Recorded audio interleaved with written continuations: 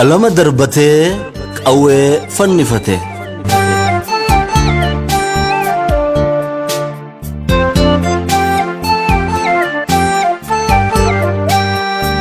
Alama darbatee qawwee fannifate. Oromooni uumame isaattuu adda isa godha sobaan hin jiraatu. Waan qabu ni qaba waan hin qabne hin qabu dhugatti amana dhugaa irraan dabu. Saba dhugaan ala ilmoo fi hin deeggarre saba tuqan malee tuttuqeen weerarre kanarraa dhalanne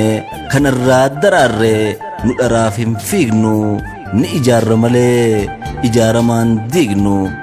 Hiikni keenya kanatu nu ibsa uumaman dabsinu uumatu nu tiksa sirna gadaa keessaan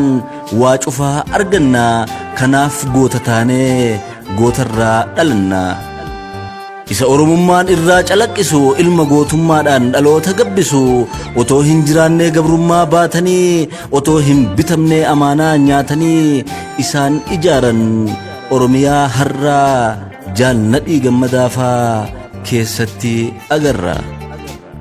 Gabrummaan hin buluuf diina jala ciisee barnoota olaanaa baratutti dhiisee bilisummaa fuudhee Oromoof galatti bosonatti galee seenee daggalatti umrii isaa guutuu Oromoof gadhiisee goota Oromummaa dhaloota barsiisee jaalladhii gammadaa dhiira sodaan beekne goota jabarbadaa. Qabeenyi maatii isaa odoo hin hanqanne hiyyoomatee cabee dhabee otoo hin rakkanne akka ilmoo namaatti barnoota too qabu gaafa lammiin isaa diinaaf bultii dhabu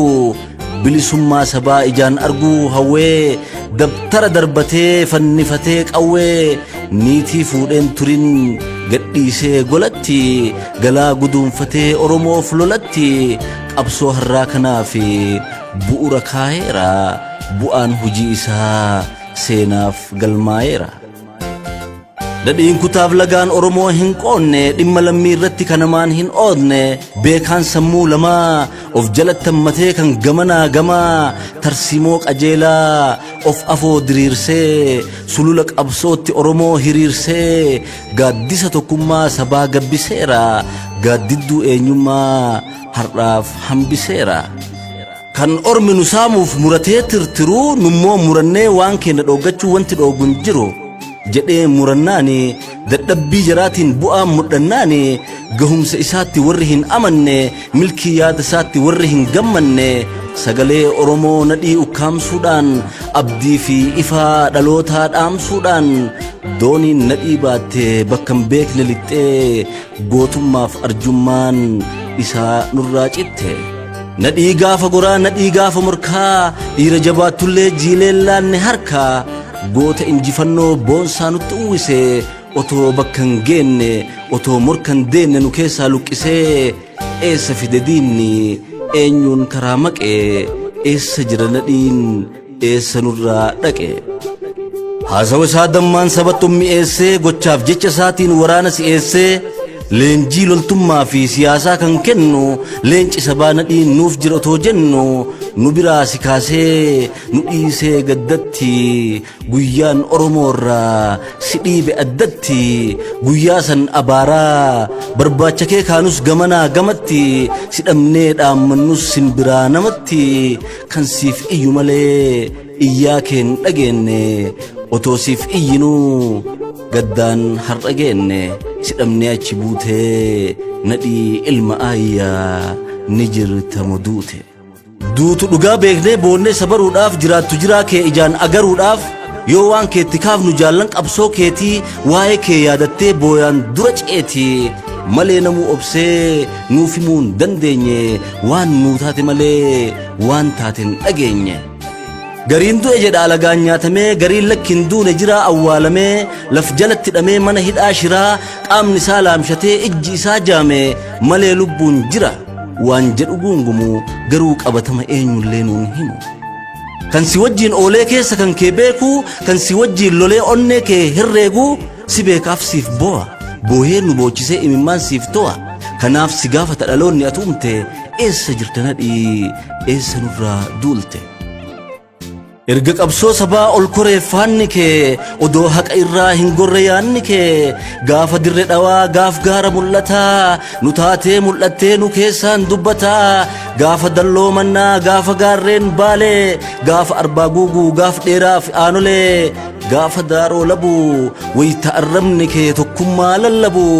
jecha kee qabannee amantii fi kutaan wal qooduu lagannee hunduu si dhagahee si duukaan kaaneeree ati ofii gubattee nuuf ifaan taaneeree maaliif nurraa cita oolmaan kee kaleessaa icciitii si dhoksee nuuf himuu dandeessaa ayyoon kee si yaaddee otoo lubbuun jirtu si arguu barbaaddee yoomu manaaf galaaf otoo karaa laaltuu imimmaan jaalalaa otoo dhangalaaftuu duuti nurraa fuutee otoo siif rarraatuu duutee qabrii buutee atin dhageenyeeree duuti ayyoo keetii si biran geenyeeree haadha jiruun dhabe du'aan illee dhabaa boohee boochisee dhiqee kafanatee awwaalachuu qabaa jenneetoo hawwinuu si eegnee si dhabne haadha jiruun dhabde du'aan hin dhaqqabne otoo abdii muree hin gu'in jaalalaa akkuma si hawween hafe garaan dhalaa hidhatana dhiifaa qaban jedhee shakkee akkan goone godhee obboleewwan kan kee booressee joonjessee diinni dhooggee jiru sababa kan keetiin qe'ee diigameeru erga ati baate kashirritti hammaate quba qabdaa laata maatii faffacaate ati hin dhageenye quban qabduu lakki dhugaa dhaga'uudhaaf siimni joofne bakki nadhii ilma aayyaa dhiira onnee guutuu atiin sabaaf jettee dallaa diinaa buutu atiin aarsaa baaftee dhiira du'aa fuutu harran haftu ture nu dhiiftee kanatti waan qabetu qabee si miidhe karatti yoo duuteerta ta'e du'a gootaa jennee seenaaf galmeessinee gootummaaf maqaa kee itti barreessinee bakka boqonnaa kee soodduu akka dhaabannu du'a kee nuuf himi boonne akka baafannu kiyyoo diinaa lixxee yoo jiraatte garuu jiruu du'aan qixxee nullee hin jiraannu ati nurraa cittee ilmaan jettu dachaan oomishamtee si duuba doo jirtu hafuurri kee dhumaa harka ormaatti hin cittu nutu diina raasee bilisa si baasa as jira nuun jedhi nuuf eeri karaasa areeyyii oromoo nu keessaa butanii si'iif fakkaataa kee kichuutti kutanii baqqalaa dawaanoo yoosef baatii Mustafaa Idriis lammeessaa boruu dabbasaa guyyoo faatii isaan maqaa beeknuu fi kan maqaa hin beekne isaan maqaa isaanii sabni nuun dhageenye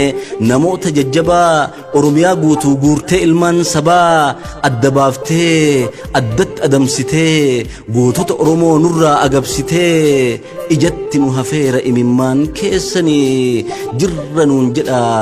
yoo dandeessanii yoo dhageessanii kan nyaate haqqisiisee kan yaade hanqisiisee inni riba dhoowwee hattootaaf gantoota nu hambaa keessani qeerroon oromoota wanti qabe qabee isin sakaalullee kaan du'aan kaan jiraa diinni awwaalullee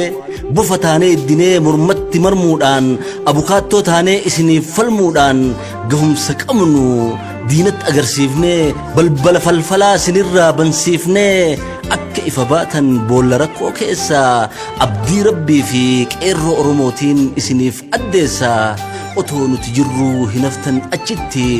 yookiin nutis dhumnee aseen nadachitti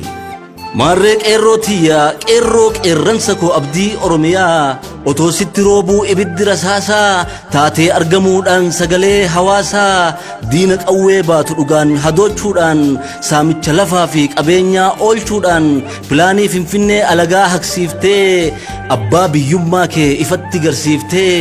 Dr. Mararaa Baqqalaa Garbaa Daraaroo Guyyee Aadam Guutoo fi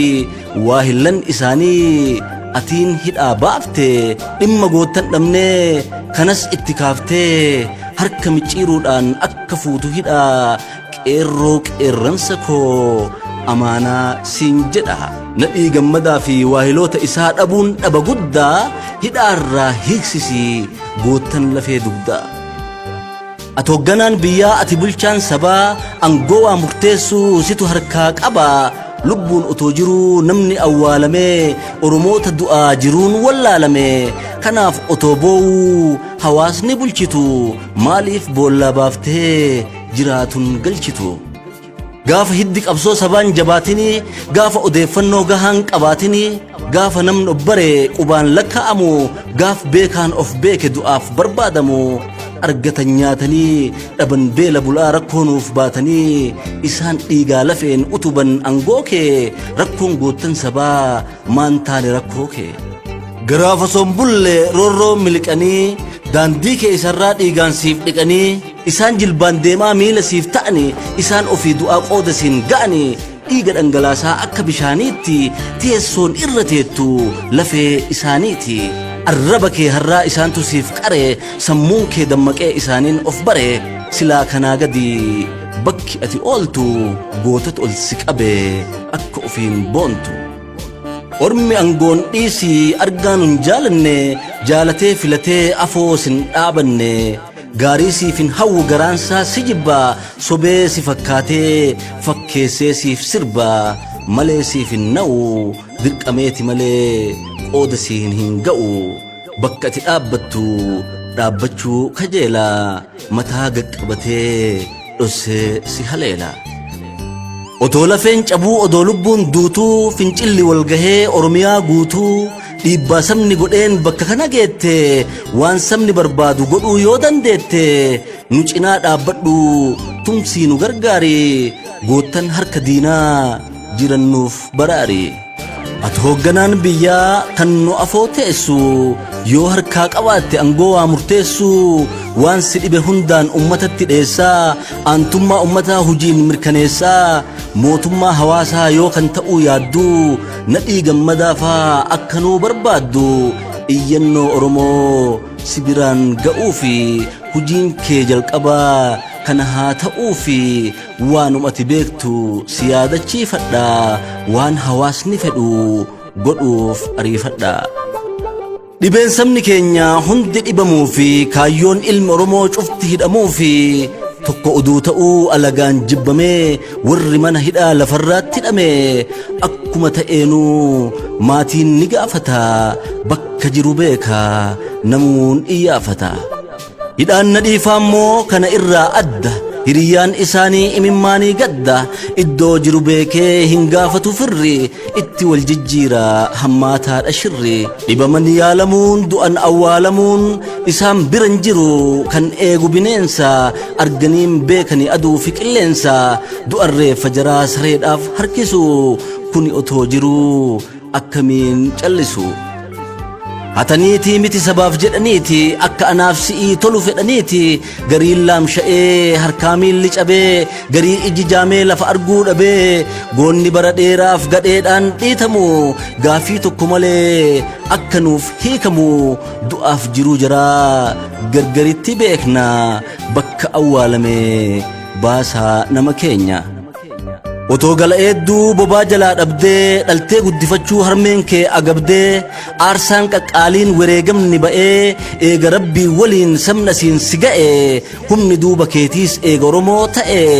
maal sodaatta sodaaf shakkii keessaa ba'i ofitti amanii murteessuu danda'i gootota qaqqaalii obbolaa kee tiruu warra harka diinaatti raarfamaa jiru hidhaarraa gadhiisi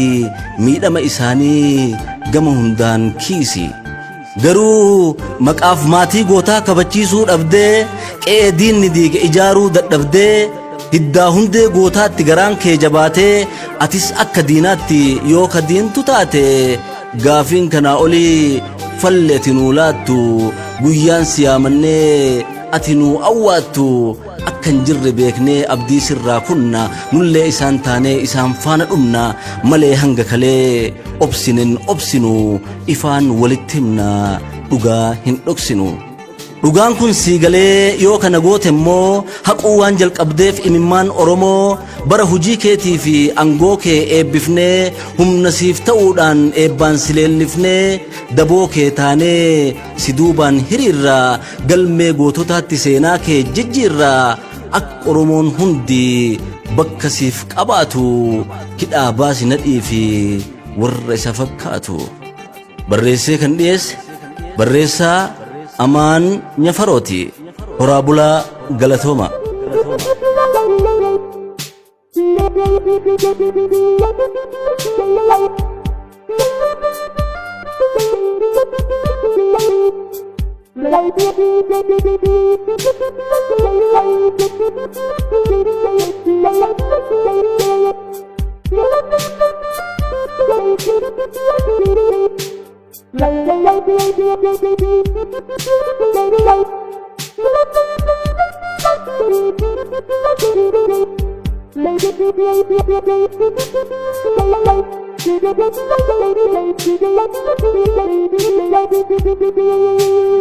Gada Digital Studio.